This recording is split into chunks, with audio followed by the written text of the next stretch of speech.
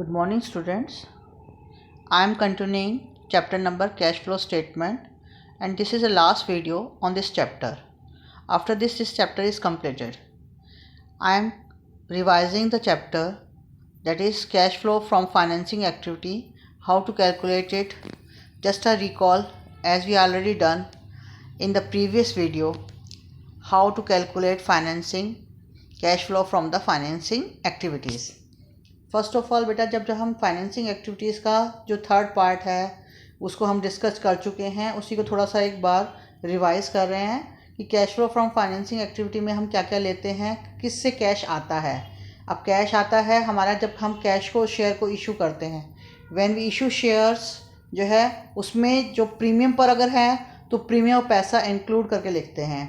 अगर debenture issue करते हैं तब भी कैश आता है, उसमें भी प्रीमियम का पैसा इंक्लूड करते हैं और जो डिस्काउंट है उसको एक्सक्लूड करते हैं, यानी उसको नहीं लेते। ऐसे ही अगर आपने लोन रिसीव किया है, चाहे शॉर्ट टर्म है बेटा चाहे लॉन्ग टर्म है, दोनों तरह के लोन अगर हमने बैंक से लिए हैं, देखो शॉर्ट टर्म लोन क्या होता है, या तो बैंक ओवरड्राफ्ट होता है या कैश क्रेडिट होता है, ये शॉर्ट टर्म लोन कहलाते हैं। लॉन्ग टर्म लोन्स होते हैं जो कि लंबे पीरियड के लिए होते हैं, मोर देन 1 ईयर, उसको हम बोलते हैं लॉन्ग टर्म लोन। दोनों ही केसेस में जो है कैश आता है तो उसको हम बोलेंगे cash flow from financing activity. इन सबको हम क्या करते हैं, जोड़ देते हैं। अब कैश यूज़ का मतलब है कि कहाँ कहाँ हमने कैश यूज़ किया है। इसमें सबसे पहला आइटम है पेमेंट फॉर रिडम्पशन। रिडम्पशन का मतलब रीपेमेंट। जब हम प्रेफरेंस शेयर्स को रीपे करते हैं तो हमारा कैश जाएगा। ऐसे ही अगर हमने डिबेंचर को रीपे किया है, रीपे का मतलब है कि एक साल में आपके, मान लीजिए 2019 में डिबेंचर आपके 2 लाख हैं और 2020 में डिबेंचर 1 लाख हो गए, यानी कि आपने कम हो गए, यानी पेमेंट कर दी। अगर बढ़ते हैं तो इशू होता है, अगर कोई भी चीज़ कम होती है तो हमने उसकी पेमेंट की है, तो पेमेंट में हमारा कैश जाएगा। ऐसे buy back of equity share, अगर मान लीजिए हमने इक्विटी शेयर को जो है खुद ही खरीदा है, उसको बोलते हैं payment of for buy back of share. जब हम अपने ही शेयर को बाय बैक करते हैं तो पेमेंट कर रहे हैं तो कैश जाएगा। ऐसे ही लोन को रिपे करते हैं, चाहे वो लोन लॉन्ग टर्म हो चाहे वो लोन शॉर्ट टर्म हो, दोनों तरह के लोन हमने लेने हैं। ऐसे ही आप पेमेंट जब है कैश आउटफ्लो कब होगा, इंटरिम डिविडेंड, जो डिविडेंड हम साल के बीच में देते हैं उसको हम इंटरिम डिविडेंड कहते हैं, वो पे कर रहे हैं हम ड्यूरिंग द ईयर, तो उसमें भी कैश जाएगा, उसको भी माइनस करना है। फाइनल डिविडेंड अगर हम पे करते हैं, जो पिछले साल का डिविडेंड है वो इस साल पे करते हैं, ये ध्यान रखना है जो है, तो भी कैश जाएगा। ऐसे ही इंटरेस्ट अगर हम पे करते हैं, इसकी एंट्री 2 जगह होती है, इसकी एंट्री आप ऑपरेटिंग में भी करेंगे और इसकी एंट्री आप जो है फाइनेंसिंग में भी करेंगे। तो इन सब आइटम्स को हमने क्या करना बेटा, इन सब आइटम्स को हमें क्या करना है, माइनस करना है। ये सारे आइटम आपके माइनस होंगे और जो आइटम प्लस किए हैं उनमें से जब हम प्लस और माइनस आइटम को नेट इफेक्ट जो आएगा वो कैश फ्लो। अब फ्लो कब होगा, जब हमारे प्लस आइटम ज़्यादा होंगे, और यूज़ कब होगा, जब हमारे माइनस आइटम ज़्यादा होंगे, तो हमारे पास नेट फिगर आ जाएगी। जो बैंक ओवरड्राफ्ट है और कैश क्रेडिट है उसको हम शॉर्ट टर्म बोरिंग जो है बोलते हैं। अब आप इसी को हम कंटिन्यू करके हम फटाफट थोड़े से कुछ क्वेश्चन ले लेते हैं फाइनेंसिंग एक्टिविटी की, ताकि आपको ये तीसरी एक्टिविटी भी कंप्लीट हो जाए और आपको समझ आ जाए। अब अगर आप क्वेश्चन देखें, आपकी बुक का ही क्वेश्चन है इलस्ट्रेशन नंबर 46, इक्विटी शेयर। आप देखिए बेटा 2 साल के फिगर्स हमें दिए हुए हैं, 2019 में कितनी फिगर है और 2020 में। मैंने आपको अभी समझाया था इक्विटी शेयर ये क्या होते हैं, ओनर्स फंड होते हैं बेटा, यानी ओनर का जो है उनको ओनर बोला जाता है। अब 19 में 15 लाख है बेटा ये, और जो है 20 में 20 लाख हैं, तो ये बढ़ गए, 15 से 20 हो गए, यानी बढ़ गए, यानी इंक्रीज़ हुए, तो इशू किए हमने। ऐसे ही प्रेफरेंस शेयर बेटे जो 12% है, ये जो 12% जो लिखा होता है शेयर के आगे, ये डिविडेंड का अमाउंट होता है कि कितने शेयर पर कितना डिविडेंड हमें देना है। तो प्रेफरेंस शेयर का जो डिविडेंड है वो 12% है। और जो डिबेंचर के आगे लिखा होता है बेटा वो होता है उसका रेट ऑफ इंटरेस्ट, कि उन डिबेंचर्स को इतना रेट ऑफ इंटरेस्ट देना है। अगर क्वेश्चन में कुछ नहीं लिखा हुआ तो हमें जो है ये वो जो परसेंटेज दी होती है, जो स्टार्टिंग में दी होती है डिबेंचर या शेयर के सामने, जो है इसको कंसीडर करना होता है। अब इस क्वेश्चन को देखिए बेटा, 19 में जो है आपकी share preference share capital 5 lakh थे और 20 में कुछ नहीं है। कुछ नहीं है का मतलब है जीरो, जीरो का मतलब है हमने इनकी पेमेंट कर दी, तो हमारा कैश यूज़ हो गया, आउटफ्लो हो गया। ऐसे ही आप देखिए बेटे डिबेंचर देखिए, 19 में क्या है, 19 में जीरो है और 20 में कितने हैं, 2,50,000, तो यानी कि आपने डिबेंचर्स को इशू किया। डिबेंचर्स इशू करेंगे तो कैश आएगा। ठीक है, तो हम इसी क्वेश्चन को आगे आगे बढ़ते हैं।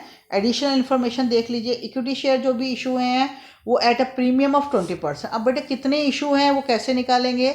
वो हम निकालेंगे कि 15 लाख में से जो है 20 लाख में से 15 लाख गए, क्योंकि बढ़ गए ना, 15 लाख से 20 लाख हो गए, तो कितने इशू हुए हैं? 5 लाख। तो 5 लाख कितने प्रीमियम पर हुए हैं बेटा?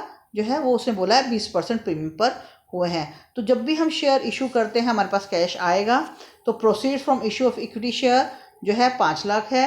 और जो है इसमें हम एक तरीका है कि प्रीमियम इसमें अलग दिया हुआ है, आप इसके साथ भी ऐड कर सकते हैं। जो सिक्योरिटी प्रीमियम का अमाउंट है उसने अलग लिखा है, आप इसमें ऐड करके भी लिख सकते हैं। इसी तरह से उसने ये बोला है बेटा कि अंडरराइटिंग कमीशन जो है, अंडरराइटिंग कमीशन जो है इक्विटी शेयर पर कितनी है आपकी? 20,000 है, क्योंकि पे की है। कमीशन जो है हमेशा पे की जाती है, तो कैश जाएगा। तो अंडरराइटिंग कमीशन जो है पेड है, तो हमने इसको माइनस में लिखा, यानी कैश आउटफ्लो हो गया।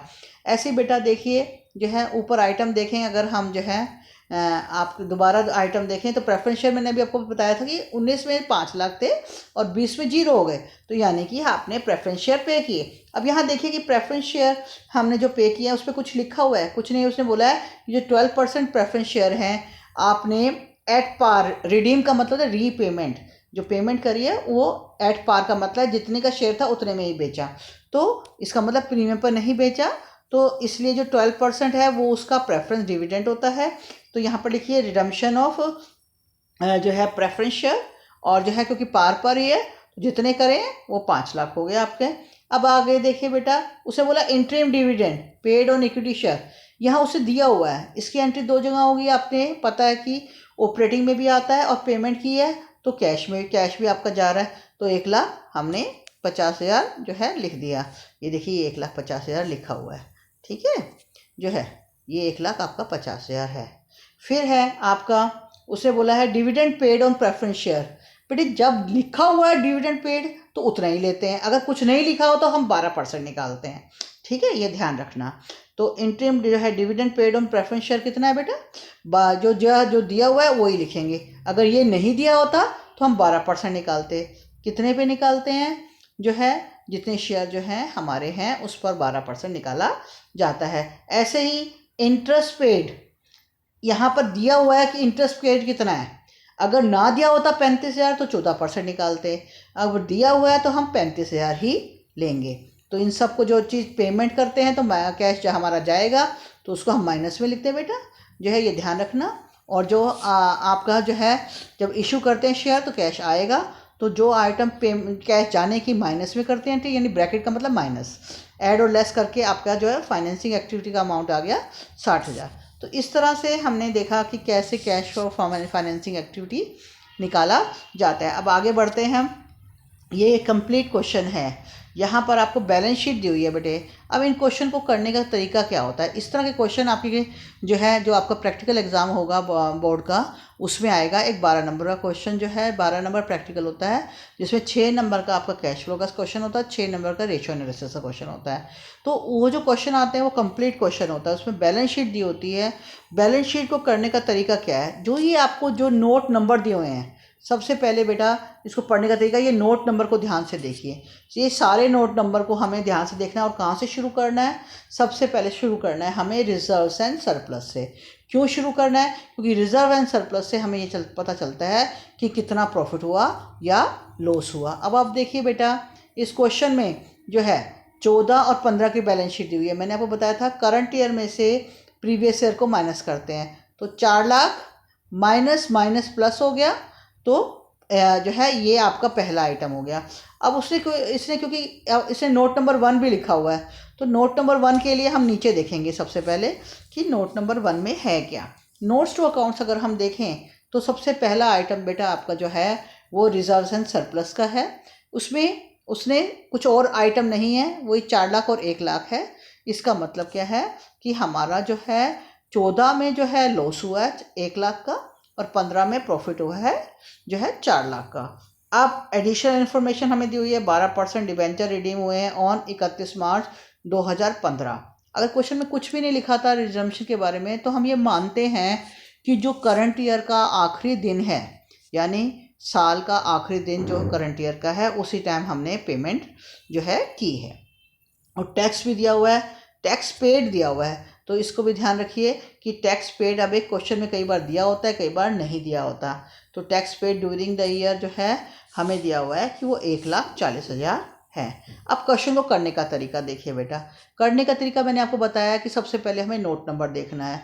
नोट नंबर में सबसे पहले क्या देखना है, हमें रिजर्व एंड सरप्लस देखना है। तो रिजर्व एंड सरप्लस में क्लोजिंग बैलेंस कितना है बेटा आपका? क्लोजिंग बैलेंस था आपका 4 लाख, ठीक है। और जो है ओपनिंग बैलेंस कितना था? माइनस था। तो माइनस माइनस होता है, तो माइनस माइनस क्या हो गया? प्लस। तो आपके पास आ गया जो है 5 लाख। इसको आप बाहर भी कर सकते हो। ये जो सारी चीज़ें हैं, ये 3 आइटम है, ये वर्किंग नोट जो है 1 में भी आप करके बाहर दिखा सकते हो स्टार करके, और जो है नेट अमाउंट आप लिख सकते हो। ये वाला जो अमाउंट है, ये net profit before tax and ordinary item, ये बेटे आप बाहर भी कर सकते हो। जरूरी नहीं कि आप क्वेश्चन के अंदर करो, आपकी मर्जी है इसे बाहर करिए, आपकी मर्जी है इसे अंदर रखिए। अगर बाहर करते तो वर्किंग नोट नंबर 1 करके आप इस तरह से इसको कर सकते हो। अब प्रोविज़न फॉर टैक्स कैसे निकला है? क्योंकि क्वेश्चन में जो है बेटा देखो, क्वेश्चन में आपको दिया हुआ है टैक्स पेड, ठीक है। और ऊपर देखिए, यहाँ पर देखिए बेटा जो है, अब ये सारे नोट नंबर ही आपको देखने हैं जो है इस क्वेश्चन में ना, नोट नंबर सारे देखने हैं कि देखिए बेटा जो शॉर्ट टर्म प्रोविजंस हैं। अब पहले आपने ये देख लिया, ये आपका ये एक हो गया पूरा आपका जो है नोट नंबर 1 हो गया। अब 2 में देखिए क्या है। अब 2 अगर हम देखते हैं बेटा, तो 2 में हमारा नीचे देखिए, 2 में आता है लॉन्ग टर्म बोरिंग, यानी कि हमने डिबेंचर्स को 14 में 10 लाख थे और 15 में आपका कितना है बेटा? 9 लाख, यानी कम हो गए। 10 लाख से 1 लाख कम हो गया, यानी हमने पेमेंट करी है, डिबेंचर को रिडीम किया है। इसका मतलब बेटा ये है। अब थर्ड नोट देखिए बेटा, थर्ड नोट में शॉर्ट टर्म बोरिंग दी हुई है बेटे, शॉर्ट टर्म बोरिंग दी हुई है, यानी बैंक ओवरड्राफ्ट है। तो ये बैंक ओवरड्राफ्ट को हम कहाँ लेंगे? फाइनेंसिंग एक्टिविटी में ही लेंगे। पहले 1 लाख था 14 में, अब ये 3 लाख हो गया, यानी बढ़ गया, यानी हमें बैंक ओवरड्राफ्ट हमारा इंक्रीज हो, ये शॉर्ट टर्म बोरिंग हो गया आपकी, इससे कैश आ गया आपका। और फोर्थ पॉइंट देखिए, ये बहुत इंपॉर्टेंट पॉइंट है। ये शॉर्ट टर्म प्रोविज़न में आपका प्रोविज़न फॉर टैक्स दिया हुआ है, यानी पिछले साल का टैक्स है आपका 1,40,000 और इस साल का करंट ईयर का है 1,40,000। अब क्या करते हैं जो है बेटा, इसमें इन क्वेश्चनों में हमें प्रोविज़न फॉर टैक्स अकाउंट बनाना है। अब हम इसी को डिस्कस कर रहे हैं, क्योंकि टैक्स पेड क्वेश्चन में दिया हुआ है, ठीक है, और प्रोविज़न भी दिया हुआ है। अब प्रोविज़न आपको सबको पता है कि जो है क्या होती है? लायबिलिटी होती है, ठीक है। तो हम कैसे निकालेंगे? देखो बेटा, इसको देखिए क्वेश्चन को, प्रोविज़न फॉर टैक्स अकाउंट देखिए जो है बेटा, जो है इसमें देखिए बेटा आपका ओपनिंग बैलेंस, ये क्वेश्चन में दिया हुआ था हमें जो है प्रोविज़न फॉर टैक्स, जो ओपनिंग बैलेंस है ये लायबिलिटी है, तो इसका क्रेडिट बैलेंस हुआ। क्रेडिट साइड पे लिखेंगे 1,80,000, और जो क्लोजिंग बैलेंस है वो हम डेबिट साइड पे लिखेंगे, ठीक है, क्योंकि ये लायबिलिटी है, ठीक है। अब देखिए बेटा, टैक्स पेड, ये अमाउंट हमें क्वेश्चन में दिया हुआ है, कई बार दिया होता है, कई बार नहीं दिया होता। जब दिया हुआ है तो आप लिखना है, अगर नहीं दिया हुआ, जो ये ओपनिंग बैलेंस जो होता है वो टैक्स पेड माना जाता है, क्योंकि पिछले साल का टैक्स, ये पिछले साल का टैक्स है, ये इस साल हम पे करते हैं। देखो अब ये देखो, दोनों चीज़ अलग अलग है, क्योंकि क्वेश्चन में ये दिया हुआ है, जो क्वेश्चन में दिया होता है अमाउंट वो लिखते हैं। अगर ये क्वेश्चन में अमाउंट नहीं लिखा होता 1,40,000, तो हम क्या लिखते हैं? 1,80,000, ठीक है। जब दिया हो तो हमें वही अमाउंट लिखना पड़ता है। तो ये बैंक अकाउंट का मतलब है हमने टैक्स पे किया, तो ये 2 जगह आएगा आपका, एक ऑपरेटिंग में भी आएगा, एक फाइनेंसिंग में भी आएगा। अब जो बैलेंस आएगा बेटा, ये अमाउंट आपने प्रॉफिट एंड लॉस अकाउंट में, statement of profit and loss, यानी प्रोविज़न जो प्रॉफिट में किया जो है उस साल जो किया है वो कितना है? 1 लाख। तो ये आपका हमने एक पॉइंट हमने निकाला। अब देखिए बेटा, इस क्वेश्चन को देखिए बेटा, नीचे जो है अगर हम इसको देखें जो है,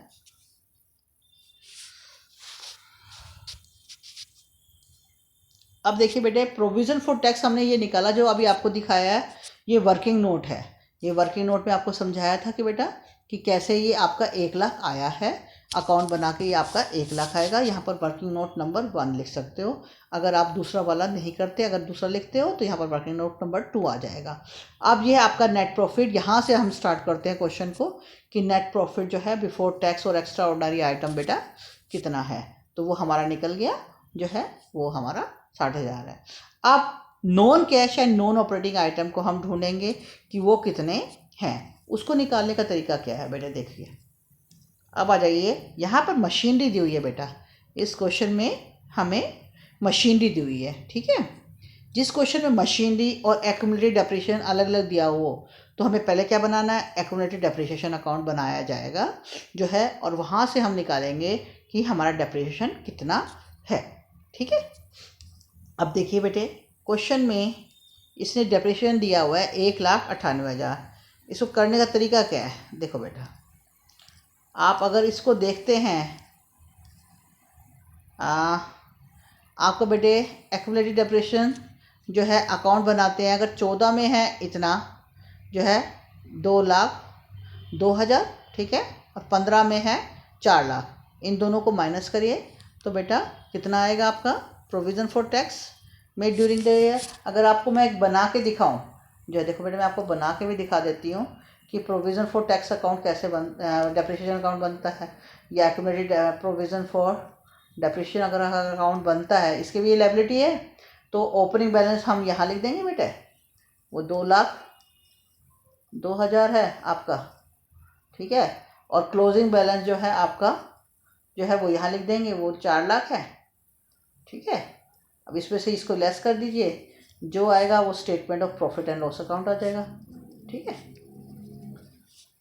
प्रॉफिट एंड लॉस अकाउंट ये उसने निकाल दिया है, जो मैं आपको समझा रही थी जो है वो आपका आ गया जो है 1,98,000।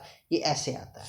इसको आप अकाउंट बना भी सकते हैं, जरूरी नहीं इस क्वेश्चन में नहीं दिया, लेकिन आप बना सकते हैं, ठीक है। अब देखिए नॉन ऑपरेटिंग आइटम में और क्या है। अब क्वेश्चन में आप देख रहे हो बेटे, ये दिख रहा है आपको, दिख रहा है ना 12%। 12% डिबेंचर के आगे जो लिखा होता है वो इंटरेस्ट होता है, तो इंटरेस्ट निकालेंगे हम 12% डिबेंचर पे। अब क्वेश्चन ये आता है कि जो इंटरेस्ट है वो किस अमाउंट पे निकालें।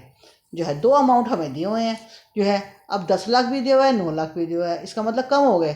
तो हमेशा जो अगर जो है क्वेश्चन में कुछ नहीं लिखा कि कब डिबेंचर रिडीम हुए, अब देखो कम हो रहे हैं तो इसका मतलब क्या है, हमने रीपेमेंट करी यानी रिडीम हुए। तो आप अगर क्वेश्चन में कुछ नहीं लिखा कि किस डेट को रिडीम हुए, तो हम ये मान लेते हैं साल के आखिर में 31 मार्च 2015 को रिडीम हुए। तो हमारे पास कितने जो है डिबेंचर है, 10 लाख। तो इंटरेस्ट हम 10 लाख पे निकालेंगे, ना कि 9 लाख पे निकालेंगे, ताकि कोई कन्फ्यूजन ना रहे। इसको वर्किंग नोट पे लिखना पड़ता है। तो जो इंटरेस्ट निकाला है बेटा इसने जो है 12% डिबेंचर निकाला है, वो आपका जो है 10 लाख पे निकाला है। 12% वो आ गया आपका 1,20,000। अब गुडविल अमोर्टाइजेशन कैसे आया, अब इधर देखिए बेटा, देखिए गुडविल 14 में 60,000 की थी, फिर कम हो गई 20,000, यानी कि गुडविल क्या है, ये इंटेंजिबल एसेट है, ठीक है। ये कम हो गई तो रिटर्न ऑफ है। तो गुडविल अमोर्टाइज करते हैं, इंटेंजिबल एसेट के लिए ये यूज़ करता होता है अमोर्टाइजेशन। वो 20,000 आ गया आपका। तो ये सब आपने क्या करना है, जोड़ना है, ऐड करना है, किसमें, नेट प्रॉफिट बिफोर इंटरेस्ट। इसको ऐड किया तो ये आ गया आपका। अब ये इसके बाद ये जो आता है इसको क्या बोलेंगे हम, operating profit before working capital changes. मैंने आपको सिखाया था वर्किंग कैपिटल चेंजेस क्या होता है, current asset minus current liability. जो आपको पता होना चाहिए कि किस आइटम को ऐड करना है, किस आइटम को लेस करना है। ऐड क्या करते हैं, ऐड क्या करते हैं, इंक्रीज इन करंट लायबिलिटी और डिक्रीज इन करंट एसेट।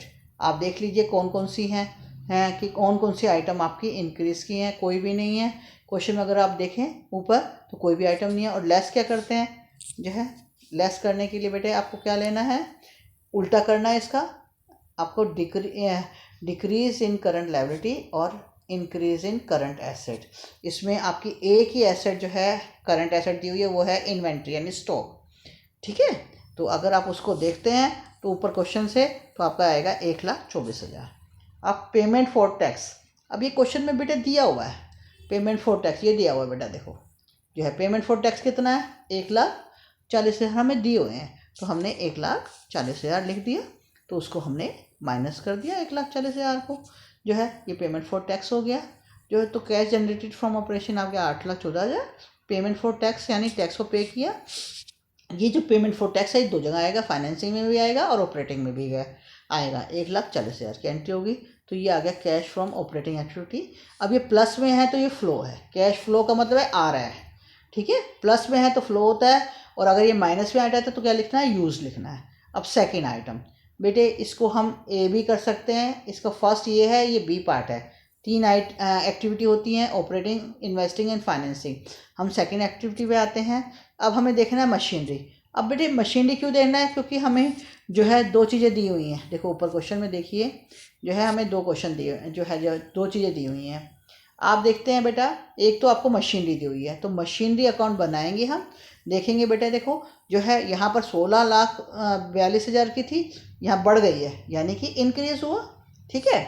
एक आपको जो है एक ये आप इसमें नोट्स टू अकाउंट्स में अगर आप देख रहे हैं तो मशीनरी दी हुई है। ठीक है।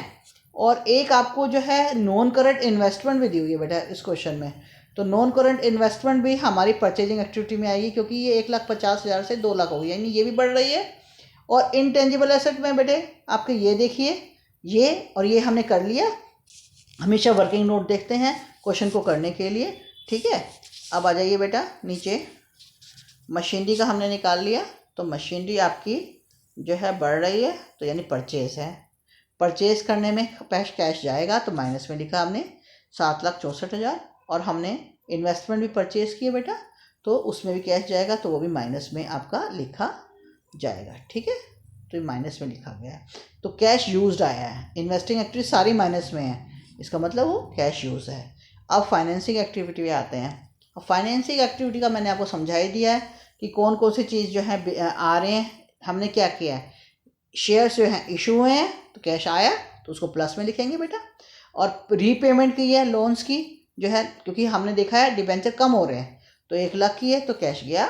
ऐसे ही हमने इंटरेस्ट की एंट्री दो जगह आती है, ऑपरेटिंग में भी आती है, फाइनेंसिंग में भी आती है, तो हमने लिख दिया। अब आपने देखा बैंक ओवरड्राफ्ट है, ये शॉर्ट टर्म लोन है। ठीक है। तो शॉर्ट टर्म लोन क्या है, बढ़ रहा है, बढ़ेगा तो क्या आएगा, कैश आएगा, तो ये प्लस में लिखेंगे हम। तो कैश फ्लो हो रहा है। कैश फ्लो का मतलब जो माइनस माइनस आइटम एक साथ जोड़ दीजिए, प्लस प्लस आइटम एक साथ जोड़ दीजिए, तो नेट इफेक्ट आपका 1,80,000 आ गया। अब ये जो है 1,80,000 आपका क्या है, फाइनेंसिंग आ गया। अब क्या करना है, ऑपरेटिंग, फाइनेंसिंग और इन्वेस्टिंग तीनों एक्टिविटी को जोड़ दीजिए, तो जोड़ने पर आपका आएगा 40,000। ये प्लस में आ रहा है, तो हमने लिख दिया net increase in cash and cash equivalent. इसमें क्या होता है, ओपनिंग कैश और कैश इक्विवेलेंट को जोड़ते हैं। ओपनिंग कैश और कैश इक्विवेलेंट में क्या लिखना, cash in hand, cash at bank और करंट इन्वेस्टमेंट को जोड़ा जाता है। अगर मार्केटेबल सिक्योरिटी लिखा है तो उसको करंट इन्वेस्टमेंट ही माना जाता है। तो आप जोड़ोगे तो आपके पास आएगा इन सब चीज़ों में, ये 40,000 में ये आपका नेट कैश फ्लो जो है, net cash increase in cash equivalent आ रहा है 40,000। उसमें ओपनिंग बैलेंस जोड़ा तो आपका आया है 2,40,000। तो क्लोजिंग आपका कितना आ रहा है, क्लोजिंग आपका आ रहा है 2,80,000। आप अगर आप ऊपर से भी देखें, क्वेश्चन को चेक भी कर सकते हैं। आप देखिए बेटा जो है, अगर हम चेक करते हैं जो क्लोजिंग बैलेंस है जो है, अब क्लोजिंग बैलेंस में क्या है आपका, एक तो आपका आएगा बेटा 1,00,000 और 1,00,000 एक जो है 1,80,000, इन दोनों को जोड़ोगे तो भी 2,80,000 आता है। तो ओपनिंग और क्लोजिंग बैलेंस जो है यहाँ से टैली भी हो जाता है कि हमारा क्वेश्चन जो है बिल्कुल सही है। तो इस तरह से क्वेश्चनों को किया जाता है। ये कंप्लीट क्वेश्चन है जो आपके पेपर में आएंगे। ऐसे एक से ही एक क्वेश्चन और है जिसमें 52 नंबर इलस्ट्रेशन नंबर है। इसमें क्या है, क्वेश्चन को करने का तरीका वही है। सबसे पहले नोट नंबर देखिए बेटा कि नोट नंबर में क्या लिखा हुआ है। नोट नंबर में, एक नोट नंबर में क्या लिखा हुआ है ये देखिए जो है, देखिए ज़रा फटाफट देखिए बेटा कि नोट्स टू अकाउंट में क्या लिखा हुआ है, प्रोविज़न फॉर टैक्स दिया हुआ है। ठीक है। तो इसका मतलब है हमें प्रोविज़न फॉर टैक्स अकाउंट हमें बनाना पड़ेगा। उसे बोला dividend propose for the year जो है 19 और 20 का जो है 60,000 और 80,000 है रिस्पेक्टिवली।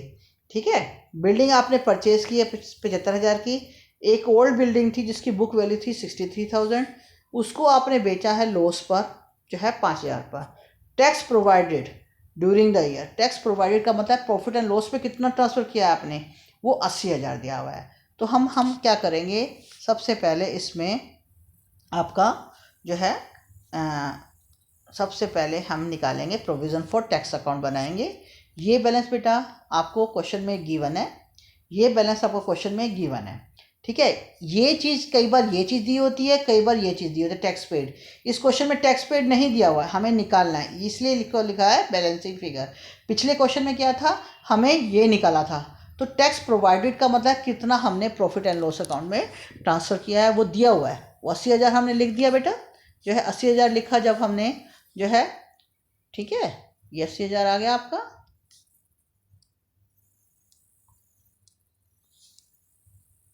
जब आपने 80,000 लिखा इसका, तो ये 80,000 आ गया।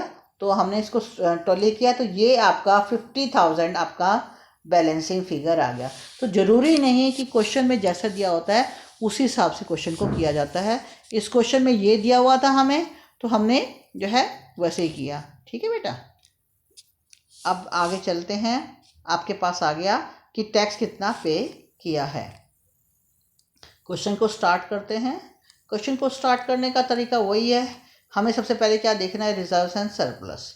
अब शेयर कैपिटल दी हुई है, हमें रिजर्व एंड सरप्लस दिया हुआ है और कुछ नोट्स और अकाउंट तो है नहीं। इसका मतलब हमें सिंपल ये जो है ये प्रॉफिट ही दिया हुआ है। 19 में प्रॉफिट था 1 लाख, 20 में हो गया 20 लाख, 2 लाख सॉरी। तो 1 लाख और 2 लाख तो बढ़ गया प्रॉफिट हमारा। तो हमें क्या करते हैं, करंट ईयर में से यानी 2 लाख में से 1 लाख माइनस किया। अब नीचे आ जाइए, देख लीजिए बेटा जो है, तो इसको माइनस किया तो आपके पास आ गया 1 लाख। तो ये आपका 1 लाख जो है प्रॉफिट हो गया। प्रोविज़न फॉर टैक्स जो है हमेशा प्रोविज़न करते हैं, टैक्स पेड नहीं करते ऐड इसमें, वो हमने 80,000 ले लिया। ठीक है, डिविडेंड पेड, अगर प्रपोज डिविडेंड पिछले साल का होता है उसमें क्वेश्चन में नोट में लिखा हुआ है कि प्रपोज डिविडेंड पिछले साल का भी दिया हुआ है, करंट ईयर का भी दिया। करंट ईयर का नहीं लेना, पिछले साल का डिविडेंड इस साल पे किया जाता है, तो डिविडेंड पेड जो है वो 60,000 है, तो वो हमने ले लिया। तो ये आपका हो गया net operating from before tax and extra ordinary item 2,40,000। Non cash and non operating item को देखेंगे। सबसे पहले अब इसमें डेप्रिसिएशन आया। अब डेप्रिसिएशन निकालते कैसे हैं मैं आपको ये समझा रही हूँ। अब इसमें बेटा सबसे पहले बिल्डिंग दिया हुआ है। अब टेंजिबल एसेट में बिल्डिंग है, 6 लाख की थी और यहाँ भी 6 लाख की है। ठीक है, तो हम क्या करेंगे, सबसे पहले इसमें बनाएंगे बिल्डिंग अकाउंट। ठीक है, और ये बिल्डिंग अकाउंट कैसे बनता है, देखो देखो इसमें आपका अगर आप देखें बेटा, बिल्डिंग अकाउंट में ओपनिंग बैलेंस भी बेटा 6 लाख है, क्लोजिंग बैलेंस भी 6 लाख है। लेकिन जो है आपने एक हिस्सा उस बिल्डिंग का बेचा है, लॉस पे बेटा ये दिया हुआ है हमें। ठीक है, ठीक है, और कितने में बेचा है, क्या उसकी कॉस्ट प्राइस थी। अब ये कैसे निकालते हैं ये मैं आपको समझा रही हूँ जो है कि इसको कैसे करना होता है बेटा जो है। देखिए बेटा, इसमें देखिए उसमें क्वेश्चन में क्या दिया हुआ है, उसने बोला है एन ओल्ड मशीनरी जिसकी बुक वैल्यू थी 63,000। बुक वैल्यू का मतलब क्या है कि कॉस्ट प्राइस में से डेप्रिसिएशन लेस किया हुआ है। तो ठीक है, तो हमें क्या दी हुई है, हमें उसकी बुक वैल्यू दी हुई है। ठीक है, लॉस दिया हुआ है जो है आपको, लॉस कितना दिया हुआ है आपको, 5,000 का जो है, तो 5,000 का लॉस हुआ। अब इसमें बिल्डिंग अकाउंट देखिए, तो बैंक में कैसे आया जो है, देखो बेटा जब लॉस है तो बुक वैल्यू दी हुई है, उसने बोला है कि उसको आपने 5,000 के लॉस में बेचा, यानी कि हमें मार्केट वैल्यू जो है कितने में आपने बिल्डिंग बेची ये नहीं दी हुई, सिर्फ आपको बुक वैल्यू दे दी है एट अ लॉस। तो बुक वैल्यू का मतलब है कि कितने में मशीनरी जो बेची है उसकी क्या होगी, उसकी वैल्यू कैसे आएगी। जो 63,000 है उसमें से 5,000 लेस कर दीजिए, तो आपका बुक वैल्यू जो है, आपकी जो मार्केट वैल्यू है कितने में बेची गई है वो आ जाएगी। देखो आपकी बुक वैल्यू क्या दी हुई है, 63,000। ठीक है, लॉस में बेची है तो लॉस है, 5,000 लेस कर दीजिए, तो यानी मार्केट वैल्यू उसकी कितनी हो जाएगी, 58,000 के करीब आ गई जो है। तो ये कैश आ गया आपका। ठीक है, 3 एंट्री होती हैं जब कोई मशीनरी बेची जाती है, कोई एसेट बेची जाती है, कितने में बिकी, लॉस है तो उसको क्रेडिट करते हैं क्योंकि प्रॉफिट एंड लॉस अकाउंट में जाएगा 5,000। ठीक है, और जो है अब इसमें एक चीज़ और है क्वेश्चन में जो दी हुई है, इस क्वेश्चन में जो जो दिया हुआ है बेटा वो आपको दिया हुआ है कि जो है बिल्डिंग वाज परचेज फॉर 75,000, यहाँ क्वेश्चन में गिवन है। ठीक है, तो 75,000 की आपने मशीनरी खरीदी, तो यानी परचेज की है, तो यहाँ पर लिख दिया हमने परचेज जो है आपने 75,000 लिख दिया। ये चीज़ आपकी बैलेंसिंग फिगर आएगी, ये प्रॉफिट एंड लॉस अकाउंट में जाएगी। 12,000 ये निकाल रहे हैं, तो ज़रूरी नहीं क्वेश्चन में हमने क्या निकालते हैं, ये इन्फॉर्मेशन जो है डिपेंड करता है कि आपके पास क्या दी हुई है। तो ये गिवन है, ये निकाली हमने 12,000 जो कि हम ट्रांसफ़र करेंगे हमारे प्रॉफिट एंड लॉस अकाउंट में। अब आप देख लीजिए कि डेप्रिसिएशन जो है कैसे निकाला है, ये मैंने अभी आपको समझाया कि 12,000 कैसे आया। अमोर्टाइजेशन ऑफ पेटेंट का मतलब होता है इंटेंजिबल एसेट में हमेशा अमोर्टाइजेशन लिखते हैं, जो है वो 5,000 है आपका, ठीक है, उसको जोड़ेंगे बेटा। लॉस है, अगर सिर्फ लो प्रॉफिट होता है तो लेस करते हैं, लॉस होता है तो ऐड करते हैं, वो 5,000 लिखा। बिल्डिंग को बेचने पे हमें लॉस हुआ है तो ये 22,000 आ गया। तो operating profit before working capital changes आ गया 2,62,000। अब इन्वेंट्री है, देखो बेटा, क्योंकि एसेट जो है आपकी जो है डिक्रीज़ हो रही है जो है, इसलिए जो sorry increase in current asset हैं तो आप लेस करेंगे, क्योंकि 3 चीज़ें हैं ये दोनों। और आपकी जो करंट लायबिलिटी है वो डिक्रीज़ हो रही है, वो ट्रेड पेबल है, तो आपने वो लिख दिया ऊपर बैलेंस शीट से देखकर। टैक्स पेड मैंने आपको बता दिया कि कैसे आया था। अभी मैंने आपको बताया कि प्रोविज़न फॉर टैक्स में हम टैक्स पेड निकाला हुआ है। ये बैलेंसिंग फिगर में आपने देखा है कि 50,000 कैसे आए, ये दिया था। तो जो चीज़ निकलेगी वो टैक्स पेड है। टैक्स पेड को हमने यहाँ पर लिख दिया। और लास्ट में टैक्स पेड जो है ऑपरेटिंग एक्टिविटी से लेस होता है बेटा, जो है जब लेस करेंगे तो हमारे पास आएगा cash flow from operating activity. अब दूसरी एक्टिविटी देखिए, इन्वेस्टिंग। कितने में एसेट बेची है वो लिख दिया, परचेज़ किया है तो कैश जाएगा, उसको माइनस में लिखेंगे। ऐसे ही नॉन करंट इन्वेस्टमेंट है, वो परचेज़ किया है तो माइनस में लिखेंगे। तो कैश यूज्ड आ गया हमारे पास। यूज़ का मतलब क्योंकि माइनस में आई है फिगर, इसलिए यूज़ लिखेंगे, ठीक है बेटा, जो है यूज़ का मतलब माइनस में फिगर है। अब फाइनेंसिंग में देखिए शेयर्स। अब शेयर्स का देखिए बेटा कैसे निकाला इसने। शेयर्स को निकालने के लिए बेटा देखिए, शेयर्स जो हैं आपके इक्विटी शेयर जो है 4 लाख से 6 लाख हो गए, यानी बढ़ गए, ठीक है। तो इसीलिए हमने यहाँ लिखा जो है इशू ऑफ इक्विटी शेयर्स, जो है वो शेयर्स लिख दिए, और वो 2 लाख आ गया आपका। ऐसी लॉन्ग टर्म बोरिंग की रीपेमेंट, क्योंकि बोरिंग आपकी कम हो गई है तो माइनस इसलिए लिया कि पेमेंट है तो जा रहा है पैसा। इसी तरह शॉर्ट टर्म बोरिंग है, वो 10 लाख हो गया। ऐसे डिविडेंड को पे किया है, क्योंकि हमेशा प्रपोज डिविडेंड जो पिछले साल का था वो इस साल पे करते हैं। ये क्वेश्चन में नोट में लिखा हुआ है, तो हमेशा करंट ईयर को नहीं लेना, पिछले साल के डिविडेंड को इस साल पे किया जाता है, उसको हमने लिख दिया। इसकी 2 जगह एंट्री हुई, ऑपरेटिंग में भी और फाइनेंसिंग में भी, तो आपने लिख दिया। ये सब तीनों चीज़ों को जोड़ेंगे, 1 आपकी ऑपरेटिंग है, सेकंड आपकी इन्वेस्टिंग है, तीसरी आपकी फाइनेंसिंग। इन तीनों को जोड़ा तो आपके पास आ जाएगा net increase in cash and cash equivalent. इसमें ओपनिंग और कैश इक्विवेलेंट को हमने जोड़ना है। वो कहाँ से आया बेटा, ऊपर देखिए जो है, अगर हम ऊपर देखते हैं बेटा, ये देखो बेटा, ये है, ये वाला है आपका, इसमें सिर्फ आपका जो है 85,000 है, तो हमने 85,000 जो है नेट इंक्रीज कैश इक्विवेलेंट जो है उसमें जोड़ दिया 85,000 जो है। जैसे आपने जोड़ा जो है जो है ओपनिंग वाला जोड़ना है, देखिए बेटा जो है, सॉरी, ओपनिंग आपका 30,000 है, क्लोजिंग आपका 85 है, ये आंसर है आपका 85,000। तो आप जैसे ही आप 30,000 जोड़ोगे बेटा तो आपका 85,000 हो गया, जो आपका आंसर है जो है वो closing cash and cash equivalent है। इस तरह से क्वेश्चनों को किया जाता है।